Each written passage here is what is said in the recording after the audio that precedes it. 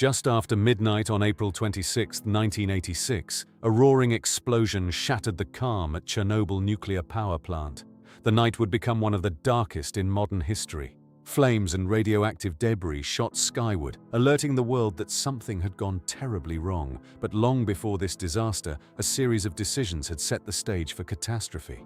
At the heart of it all, why did operators fully aware of the risks proceed with the ill-fated test that night? Before the explosion, Chernobyl represented the pride of Soviet engineering. Its massive structures and imposing cooling towers towered over the rural landscape near Pripyat.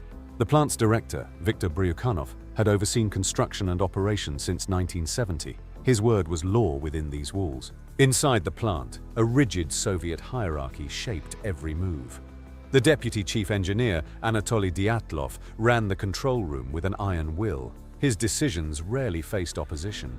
Late on April 25th, the stage was set for a routine safety test. The procedure required engineers to see if the steam turbines could power safety systems during shutdown. Earlier that day, unexpected power demands in Kiev forced plant staff to delay the test by over 9 hours, a disruption that pushed the risky exercise late into the night. This delay meant a new shift would be at the controls during the most critical phase. Among them, Leonid Toptonov, a talented but relatively inexperienced chief engineer. Toptonov was just 25 years old, but responsible for the vital reactor controls that night. The delay forced him and his team to take over under pressure. The plant's culture demanded unquestioning obedience. Dyatlov insisted the test move forward. Whether all operators grasped the full risk remains uncertain.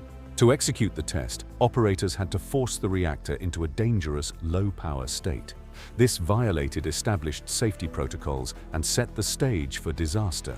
Despite the growing instability, none of the main figures, Dyatlov, Bryukhanov or Toptonov, stopped the test. The pressure to follow orders prevailed. Inside the control room, Toptonov struggled to control the reactor's power. Warning signs mounted, protocols were bypassed, but Dyatlov pressured his engineers to continue. The atmosphere turned tense as the reactor teetered on the edge. Power decreased dangerously. Decisions made in minutes would echo for decades. With each step, the risk grew. Critical safety features were disabled for the test. The reactor's design flaws, a legacy of Soviet technology, were now exposed by human error. Bryukhanov, meanwhile, remained absent from the control room. Still, his earlier directives and the drive to complete the test hovered over everyone present.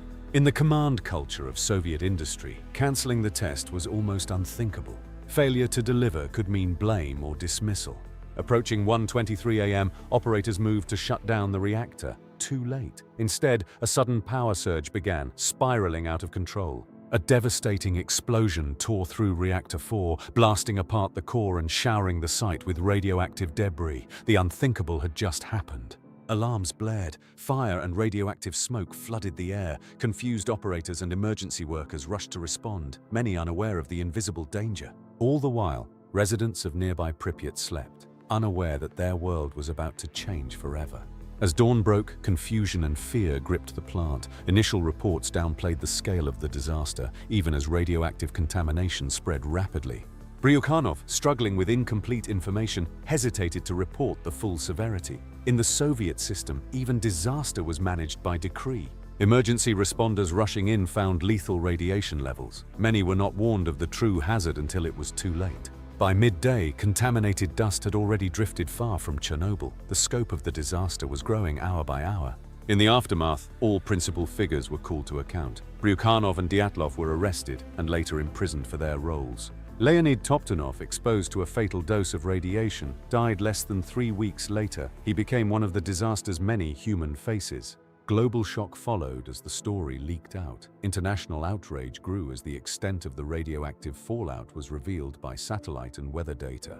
Investigations examined every decision and omission.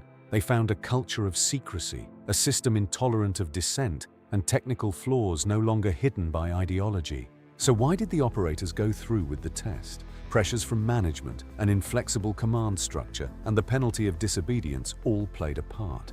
Some investigators argued that not all risks were communicated down the line. Others pointed to the operators' lack of authority to halt a test, even if failure loomed. Chernobyl demonstrated that disasters can result from a collision of technical limits and human decisions, especially when doubt is silenced by fear of reprisal. The cost was incalculable. A devastated region, thousands of lives disrupted, a nation's trust shattered. Lessons were learned, but at an unbearable price. Operators proceeded with the test because in their world, obedience outweighed caution, and doubt rarely survived in the face of pressure from above. Today, the explosion at Chernobyl stands as a lesson on the price of silence. At every level, the human decisions of that night resonate to this day. The true story of Chernobyl is not only about nuclear science, but the dangers of unchecked authority. In the end, it was the failure to challenge rather than the test itself that doomed Reactor 4.